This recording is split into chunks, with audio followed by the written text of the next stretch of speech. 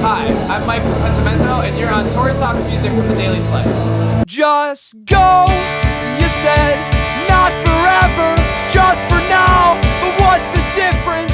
What's the difference and what's the point? So first, can you just introduce yourself with your name, what you do in the band, and your favorite kind of pizza? My name is Mike Hansen. I play drums for Pentimento, and my favorite kind of pizza would include cheese and peppers and onions.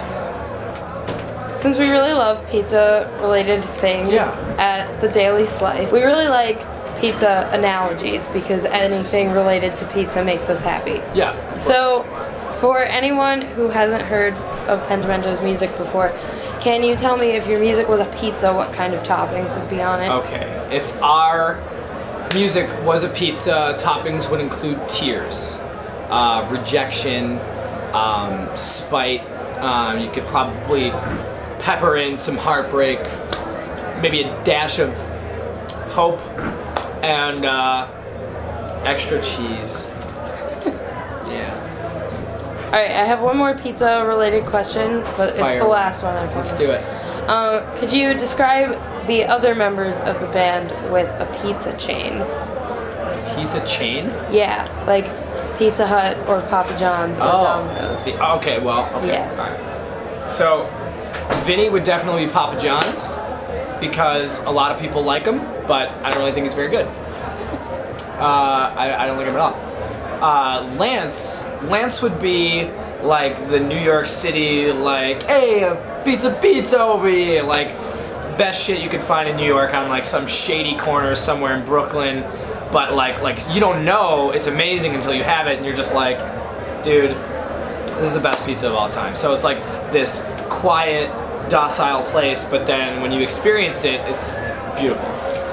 Jeremiah would be Pizza Hut for sure, because there's just a lot of options, you know? There's a lot going on with that guy, and I love him. I used to hate Pizza Hut, but now I'm pretty much like partial to it because there's just so many different styles, so many different options. You really can't beat it, right? It's kind of like the everyman's pizza place. So that's how I feel about Jerry. He's great. He's adaptive to every situation. You know, there's something for everybody inside of Jerry. So that's how I feel about it.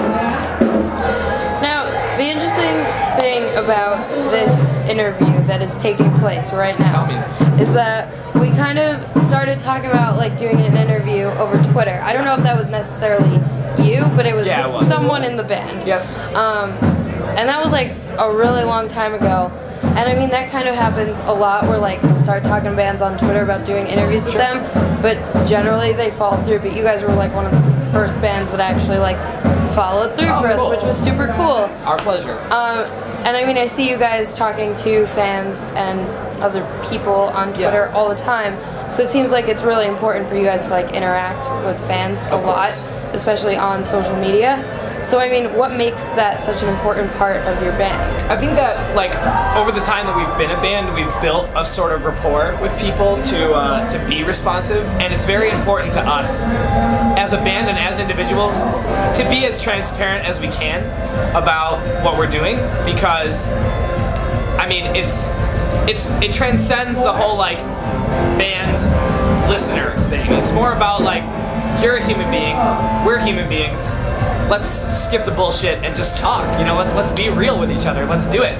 Even though it's Twitter, even though it's social media, even though it's pretty much foreign and alien and, you know, like obtrusive really to be like so active with the social media thing, it leads to very, very real things like this, for example. Or, you know, people will come to shows and mention, yo, we had a conversation on Twitter or whatever. And that's so cool because it just adds to the human experience. So using social media as a tool like that is like one of the things that I think is super important, because in this day and age, people are on the internet. That's where people are. So it's important for us to go there too. You know what I mean? To be accessible. And being a band of people who just want to have like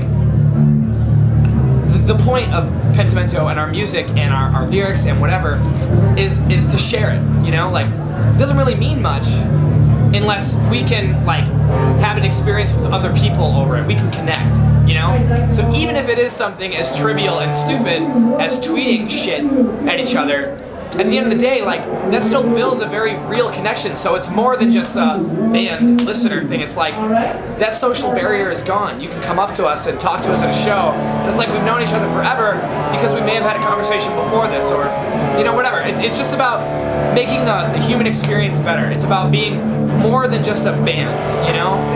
I just want something else out of this, because I'm a person, and you're a person, and everybody is just a person, and that's a beautiful thing, you know? And I really respect that, and I want to be involved with that for the rest of my life. And the fact that we have any sort of platform at all, like, as a band, is fucking crazy. But it's important to us to use that as a tool to our advantage, to let everybody else know that we give a shit about them the way they gave a shit about us. And if somebody's gonna give us the time of day, the least we can do is write back on Twitter, or, you know what I mean? It means a lot to people, and it means a lot to us that they would bother with us at all, you know? So I'm kind of taking this in a different direction now. Can you tell me a little bit about where you guys are from in New York, and like how you fit into the music scene there? Buffalo, New York is where we call home. It's near Niagara Falls, very close to Canada. We have great ties with like Rochester, Syracuse, punk hardcore scenes. Awesome. Where we fit in, I'm not sure. Before Pentimento, we were all in bands for like a decade before we got together as this group of dudes to do some shit. And we're just lucky enough to be a part of it at all. We're lucky enough to have a hometown that really, really supports our band and gets really excited over what we're doing, and they treat us like gold, and, you know, we couldn't ask for anything more, especially at home. Now you guys have been on the road with Reggie and the Full Effect for a few weeks now. Yep. So, I mean, how is touring with them in general? Have you had any like Amazing. favorite stops or favorite crowds to play in front Oh of? man, I don't know, like, I know it sounds like a cop-out, but I mean, there's something about every show that's kind of magic, right? Like, there's always something cool about everywhere we get to play, and everybody we get to see, and things like that. And, you know, to see the band growing and stuff is like the most incredible thing to us, because we're still a very, very small band, you know? It's all very special. But to be out with Reggie, they're so supportive, and they've been around the block more than a fucking few times. You know, those are dudes that have been in bands forever. They know the ins and outs, and they believe in our band, and that is like, dude, it's so moving, you know. It puts me beside myself to hear a dude like James Deweese, who has done Get Up Kids and My Chemical Romance and done arena tours and shit, you know, tell us that he loves our band, or see him on the side of the stage watching our set or something. He doesn't have to fucking do that, you know. Like, it just makes us feel like we're doing something good, we're doing something right, you know. Like, has the crowd reaction been any different from your tour with Real Friends? I would just say that it's, you know, grown in a lot of spots.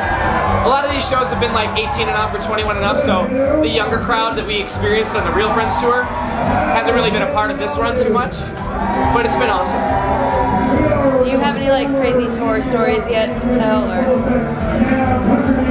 Fucking St. Louis. I don't know what else to say. I don't know. Yeah, I mean, every night is like an adventure, I suppose. We got to meet the guys from My Chemical Romance in LA, which was crazy. That's really cool. We just got done playing the set, and I walked back into the green room, and I'm looking for my book bag, and I'm doing the whole, like, I'm just rushing around trying to get my shit together, because we just got off stage and I was sweating, and this guy is sitting in his chair, and I'm like, dude, I gotta get my book bag, watch out, and he like hands me my bag. He's like, here you go, dude.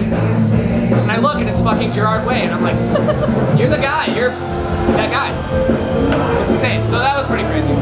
Now there's only about a week left, but is there anywhere in particular that you're excited to go, or that you've already gone to, like cities? I'm excited to play New York City. It's always a great time in New York. We have so many friends there, and I love that place. Very excited to play Asbury Lanes in Jersey. It's a legendary venue, so that's really exciting as well. Now, what are your plans for the band after the tour ends? We have some festival stuff planned. We'll be doing Bloodfest, Spring Fling, and Mixtape Fest from like March to May. Some other one-offs in between, so that's our plan for after this tour. Now, you guys just released a double 7-inch of your album Inside the Sea, right? It was a 7-inch that had 2 songs from Inside the Sea and 2 songs from our first full length.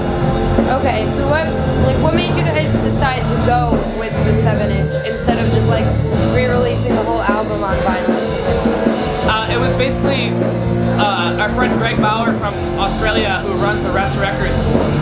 He pitched the idea of doing like a promotional record over there, just to give people a taste of all of our material, you know. So we decided on the double 7-inch thing because we just thought it would be a cool idea, and hopefully when we go over there, this means that people will be more familiar with a lot of our music versus just like one or the other release, you know? How do you feel about this whole vinyl revival thing in the first place? It's incredible. Yeah? Yeah, absolutely. It's so amazing to see bands that are able to sell physical copies of their music, and it's amazing that people give a shit about going home from a show or going home from a record store with a tangible object. You get this beautiful piece of artwork to look at. You get this piece of music that's not your iPod, you just toss it on in the background, or it's not a CD that you're shuffling through in your car. It's like a record. There's a ritual involved. There's a process with pulling out of the sleeve, putting it on your turntable, touching the needle, and pressing play. Like all that. What that says to me is like I want to fucking listen to this. You know, I wanna experience this album. I want to put it on and really listen. You know, the same way that you would like watch your favorite movie. You would sit there and you would like really pay attention. You know. So to know that like people are starting to care about that format all of a sudden, again, is like it's awesome. Like I don't give a shit if people think it's a trend or whatever. Fuck that. It's just really cool that bands that are releasing music they give a shit about are like being paid attention to in a very different way, because it's not like, yeah, sure, you might go home and download the stuff, you might get it for free, you might whatever, but if you like it, you'll buy the record so you can have that, so you can have this like piece of music for yourself to enjoy forever. You know, it's awesome. I have one more question for you, and I was told by the rest of the Daily Slice staff that I have to end on this one, so it's very important that you answer this. Yes, ma'am. So on behalf of the rest of the website's staff and other curious Pentimento fans out there, because I'm sure everyone has this question, if you could only eat one item off the Waffle House menu for the rest of your life, what would you choose?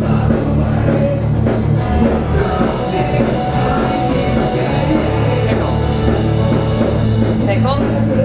That's it? Why? I could never get sick of a pickle. You know? But you could get sick of something else off the Waffle House menu? I don't give a fuck about hash browns that much. I don't even care about waffles like that. Pickles are forever, in my opinion. Sounds good to me. All right. Thank you so much. Thank you so much.